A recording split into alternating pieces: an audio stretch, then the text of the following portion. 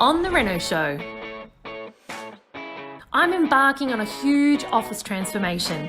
I reveal my at-home kokedama DIY. Patricia Lohan joins me to unpack Feng shui for your kitchen, and I have a one-pan Brussels sprout recipe perfect for the Reno site.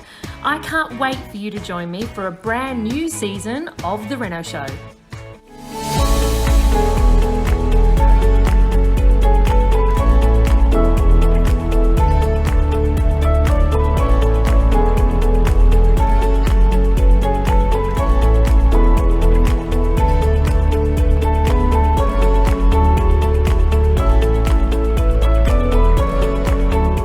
This week, we'll be converting this cluttered study into a family treasure to be used by all.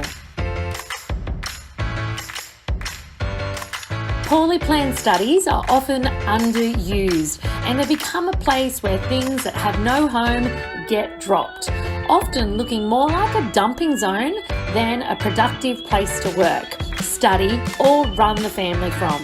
First things first, it's time to have a good clean out. Being a workspace during the renovation, I can only remove what is absolutely necessary just to get started. Once the clutter is gone, it is time for the tools. I was so excited to do this project with my dad, a mechanic by trade, but Dad can do pretty much anything. So much of what I've learned over the years comes from working with Dad.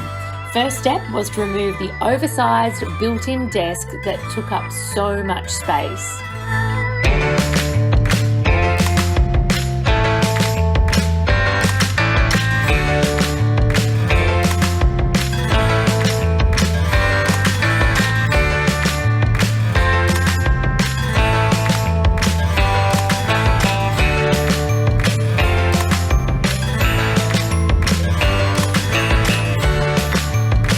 I'm a huge fan of recycling and gifting, and this carpet is being gifted to a local family who needed it for their little one's bedroom. So I wanted to make sure I kept it in tip-top shape until they were ready to collect it. After gathering my supplies, I started to clean old glue and lumps off the walls with a large flat scraper, and then puttying up the holes that will be visible when the new fit out is put in place. Then a light sand and a clean, and I'll be ready to go. Next is the tape up. I'm a big believer in taping up with a low adhesive painter's tape before I get started. If you invest a little bit of time up front, you'll get a better result and less stress when it comes to cutting in time.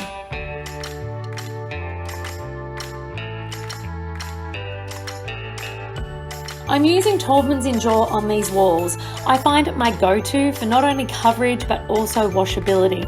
And the colour I've chosen is a Taubman's Miss Universe. It's a really crisp white with a clean tone that is going to work really well with the surprise feature in the room. I'm super excited when it comes to painting. That first coat is always so satisfying as you see the space start to instantly transform. You can tell that this room hasn't been painted in 12 years as the walls were breathing a sigh of relief as that first paint was rolled on. And the good news is that the trims and the ceilings had recently been painted, so that's going to save me a load of time. Once I got that second coat on and I was happy with the coverage, it was time to remove the tape and check out my handiwork.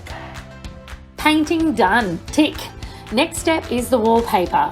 I've gone with a removable self-adhesive wallpaper from Rocky Mountain Decals. Now, if the proper steps are followed as they're laid out in the instruction packets included in every single order, then it is easy. It does help to have a friend with you and to not be in a rush. A little bit of patience will have you transforming your room before you know it. Now, these decals or wallpapers are great for not only homeowners but also people renting, as they truly are removable. Now, I chose in this case to make it removable in case I change my mind in a couple of years, and then I could easily change out my wall. Once you get it straight at the top, it is just like covering your kids' school books. Slowly pull the backing down and smooth it onto the wall with a card that comes with the wallpaper. Now I did decide to go this alone, no phoning a friend, which made it that little bit more effort, but it was totally worth it.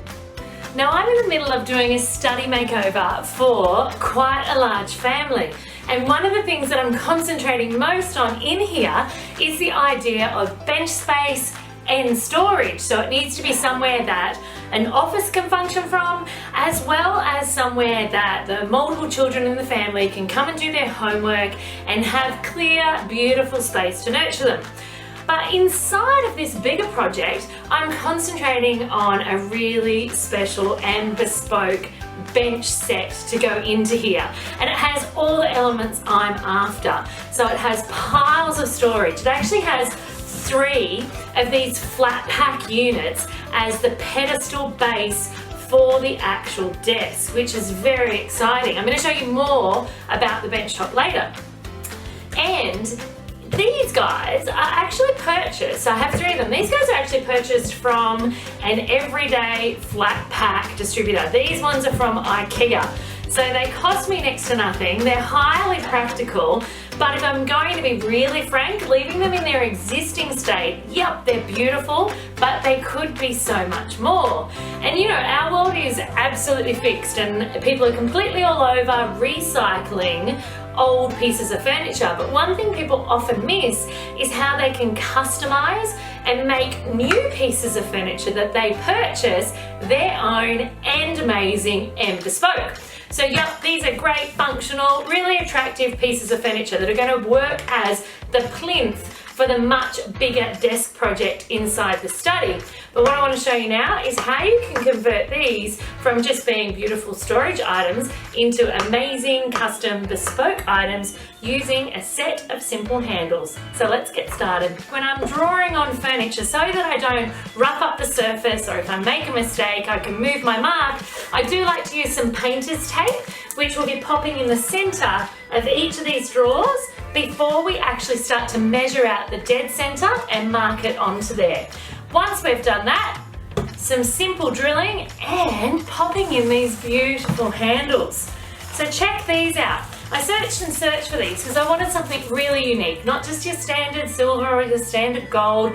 I wanted something that really showed, I guess, that beautiful bespoke feel that you can put in when you research and when you look really hard for what you want. So I actually got these off Etsy. They're a gorgeous, gorgeous handle. They're a take on an agate or an agati, depending on how you say it, handle with a gorgeous gold rim. Can you see that? There you go. Really cute, hey? So they're going to be the star center pieces on each of these drawers. So let me show you now exactly how you need to do it. Apply your tape to each drawer. Then, with a measuring tape and a pen or a pencil, draw out the center of your handles, both in height and width of the drawer.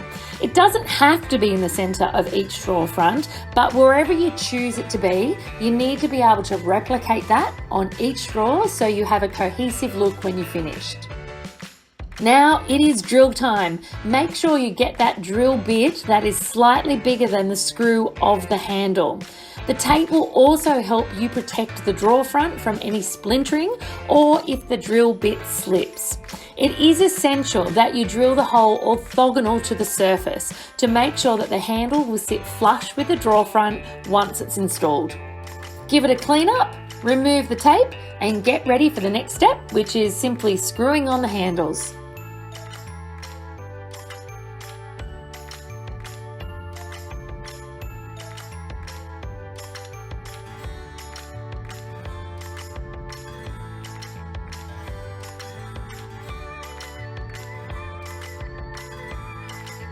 And done. Not looking too hot in this pic, but I promise, stay with me, it will be worth it.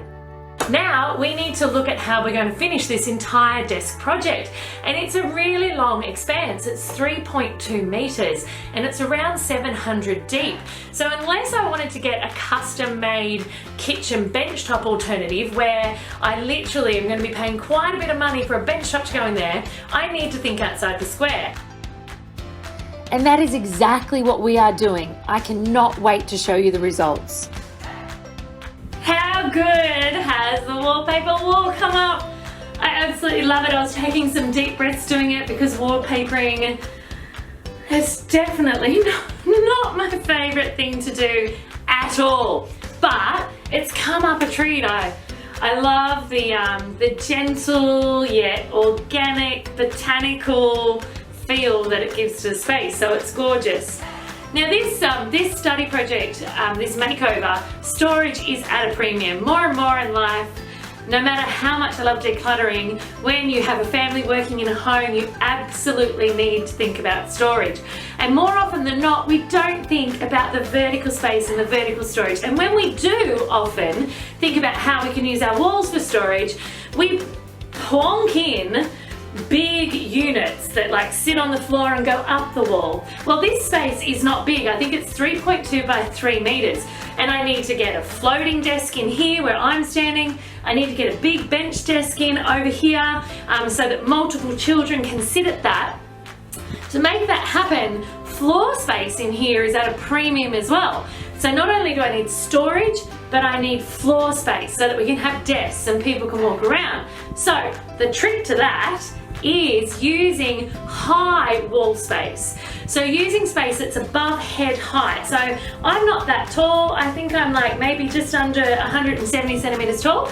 So what I am going to be doing is I'm going to be popping in wall shelving and storage that goes above head height but is still accessible by reach. So what that does is it means it frees up the space on the floor underneath for us to walk around, but it gives us additional storage, not only inside the shelving but on top of the shelving.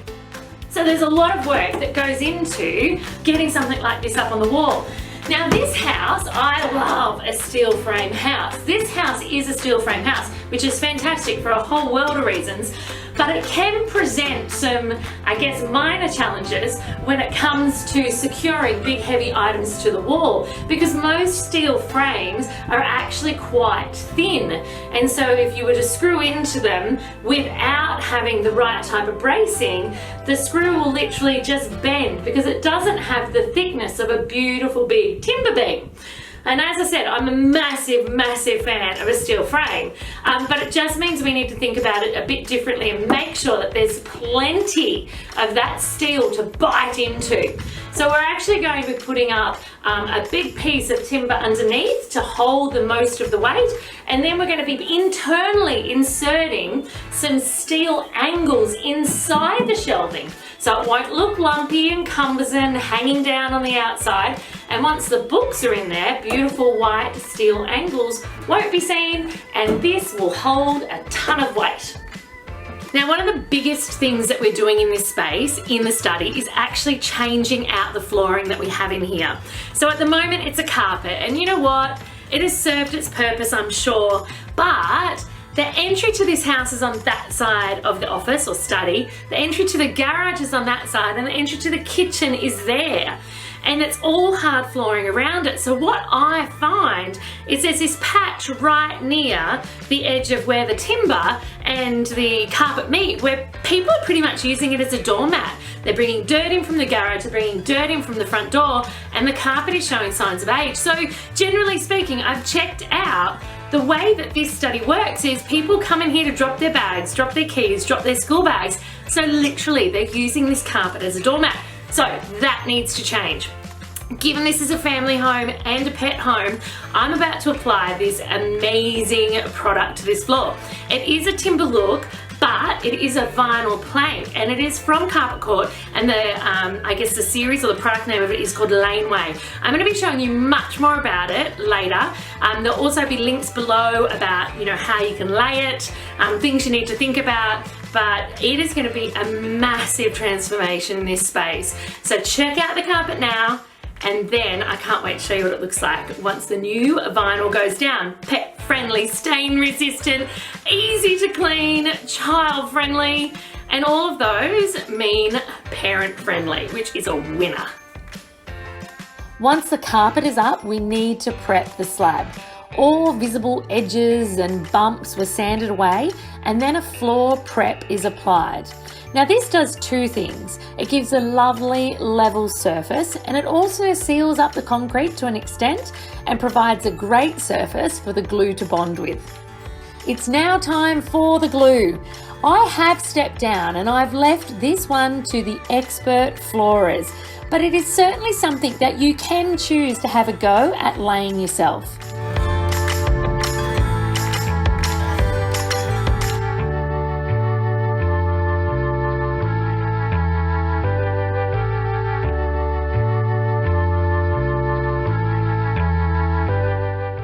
And bring in the amazing vinyl plank boards.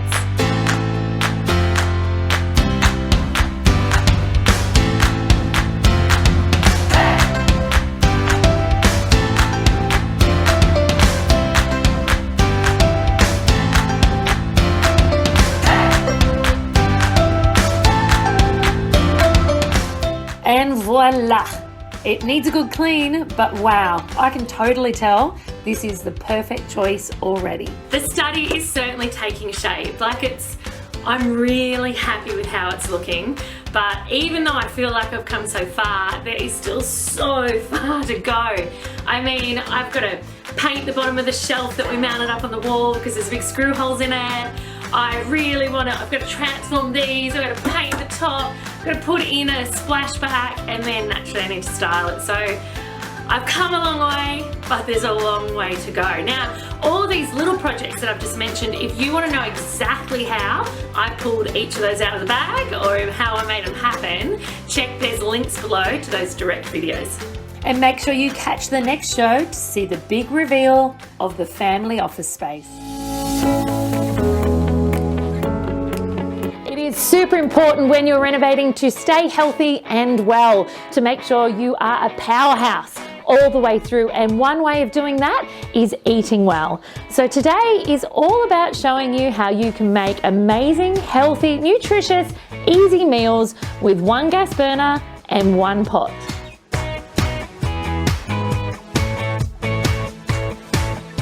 Today I am back to share another amazing recipe with you from By Rosie. It is pan-fried Brussels sprouts with crispy bacon and parmesan. For this recipe you will need the following: a large handful of Brussels sprouts with the bases cut off and washed, smoky streaky bacon, a bunch of broccolini, a red onion, some olive oil, 2 glugs of Worcestershire sauce, 3 tablespoons of Greek yogurt, some grated parmesan, and some salt and pepper. Now this awesome recipe, the By Rosie recipe, calls for 2 fry pans, but we're skint for fry pans at the moment, so we're going to just adapt this amazing recipe using one. So first we're going to, with a little bit of olive oil, fry off those onions. I'm going to pop them in a bowl because we do only have the one pan, and then I'm going to also, with some olive oil, a couple of glugs, I am going to fry up the bacon. So these have softened up nicely, and because we are working just with one pan, I'm going to set them to the side. There's a little bit of broccolini in there, rough and ready, just like me. Now let's bring our big chunks of the smoky streaky bacon into the pan. Oh yeah. All right, this is getting really crispy now, as you can hear. So I might turn that back down just a little bit. Turned it up to get the crisp on. Now we're going to return these onions to the bowl.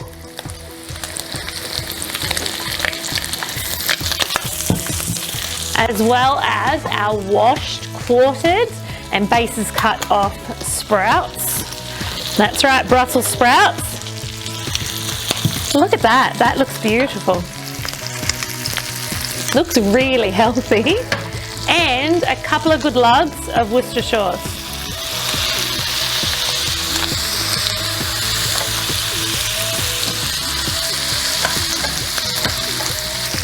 That is actually looking delicious. Why do I sound so surprised? All right. And next on the recipe, add in the broccolini. This is a health feast. This is amazing.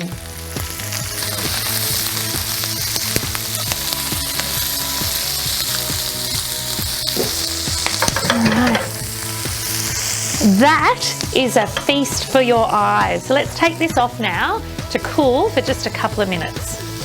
Turn off our little gas burner. This has been off now for a couple of minutes and it's slightly cooled. So we're now going to add our Greek yogurt and then half of the parmesan, so a handful of the parmesan. And there you have it. We have pan-fried Brussels sprouts with smoky, streaky bacon and some gorgeous cheese and yogurt. It's a gorgeous recipe, again by Rosie. So while you go check that out, I'm gonna try this. That's an explosion of flavors in my mouth. Never have Brussels sprouts tasted this good. The heart of our home nowadays is without doubt the kitchens. It's no longer, Patricia, a space where we just cook and clean, right? We like literally live there now. We entertain there, we do homework there. You work in your kitchen sometimes. It's a technology hub as well as a place that we feast and nurture those that we love.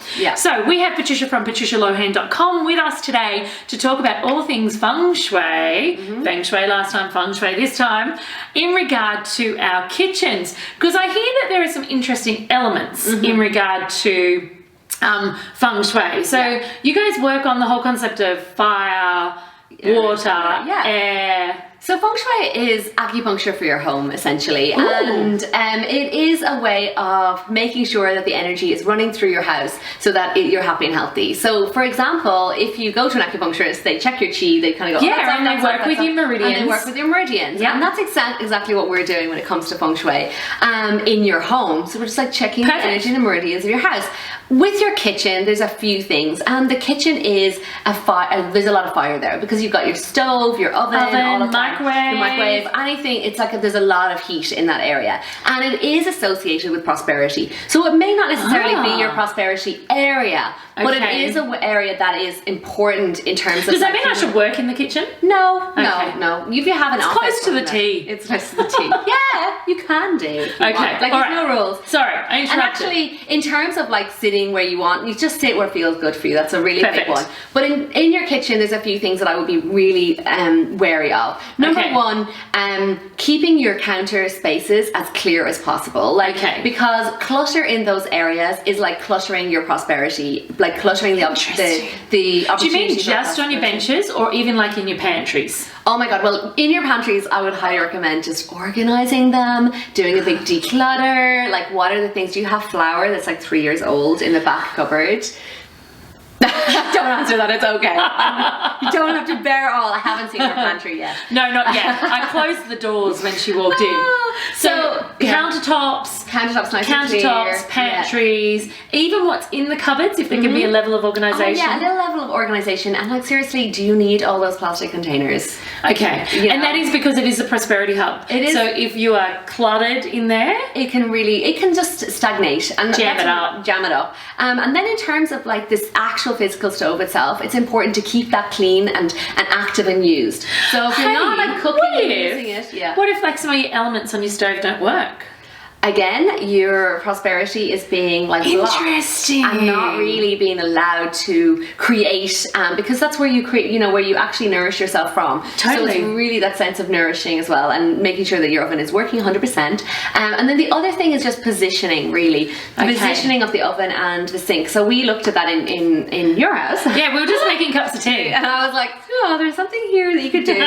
So essentially water is also going to be, you have your sink in your kitchen. kitchen, and one of the things is that fire energy of the stove, which is associated with prosperity, can get put out by the energy of the sink. So it's like fire, water puts out fire. Absolutely. So to just eliminate that energy, what we would do is we would just, so if they're side by side, for example, if the hot stove is here and the sink is right beside it, between them you would just put like a plant, just like a little plant, something green in between there. So what happens is the water tops up the plant. The water tops up the plant, it feeds the energy of the plant, and then the herbs, perfect. That's perfect. Or a small, like if you have like a container for your washing utensils or your soaps, you could definitely put that into that, or like a green soap. Or what about a timber container? Would that work? No, because it's not alive. It's not alive. So it needs to be green. It needs to be green or alive. Okay. And then otherwise, the other option, and sometimes I see this, well, I've just seen it with you, but your stove is opposite your sink. So for example, your sink is on an island or vice versa.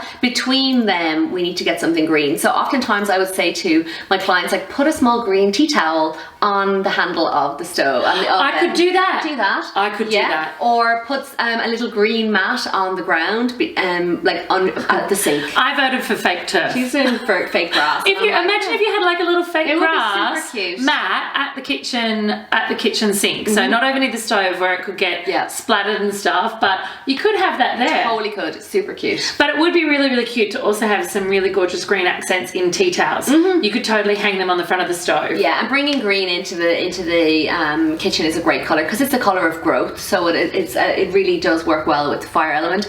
In your kitchen, I would like really avoid or try and limit the amount of red, because again, you're just bringing don't have to worry about that at my house. No, there's like, thankfully, sometimes it can be just too much excess and you're like, what's wrong with red? And I'm like, it's fire element. Fire is a destroyer. It can go out of control. It can burn. It can be dangerous. So you want to like minimize that. So we need to minimize that intensity of the fire element in and instead nurture and grow what we do have. Exactly. I like it. All right, guys, you're never going to look at your kitchens the same again, I doubt. So remember, we don't want to be putting all our prosperity out with all the water we have from our sink. Exactly. All right, thanks so much, Patricia. Thank you.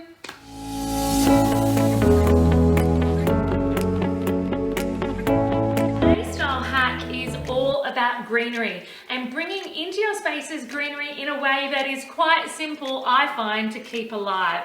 So even without a green thumb, you can have kokedamas or kokedams, however you say it, in your space for a really long time. So to make this happen today, you need some seed raising mix, you need some peat moss or coral peat, and you also need some sphagnum moss, and naturally, you need some plants to do it with. I love kind of the bushy, leafy variety. This one's actually going to become a trailer.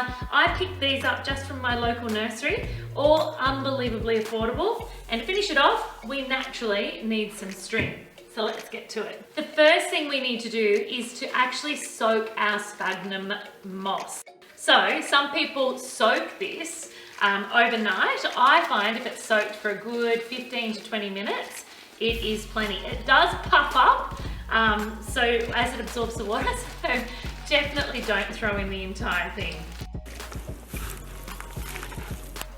It's an interesting consistency. Whilst that's soaking, let's get the rest of our mixture ready. So this is usually done, I do it in a 50-50 ratio. So 50% of seed raising and 50% of peat moss. But you can sometimes even go 70-30. You can get your peat moss either in a bag, or you can get it in like a brick like this to then break up. So when you are using a peat coral brick, you naturally need to not only break it up, but you need to expand it with some water first, or you could simply get the one that comes in the bag. This is actually outrageously messy, but can be something super fun to do with the kids. Just mix that up. It's like making mud cakes. I generally do allow some of this other soil to fall away from the root ball, because we can't have them, well, we can have them large, but you know, I like to start small. You then grab this mixture and you start, sometimes you might need to add a little bit more water to it. You start forming it in a mud ball around the existing root ball. So this is your peat moss. So it's literally like making a mud pie and starting to press all this together.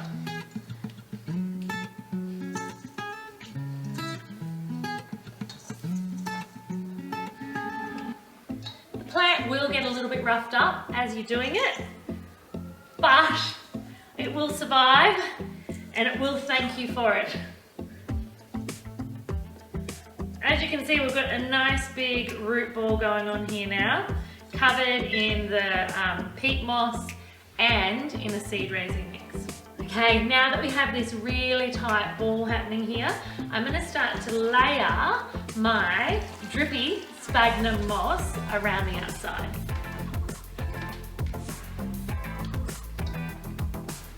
Make sure you wring it out relatively well.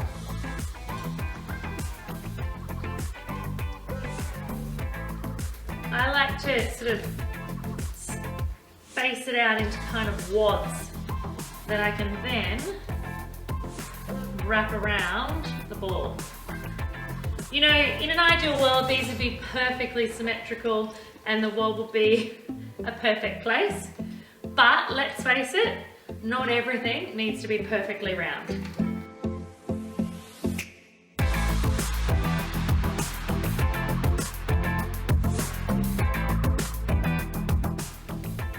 Now don't be frustrated if you're finding that bits are falling off, because that is exactly why we have the string to secure it all. There's nothing glamorous about this job.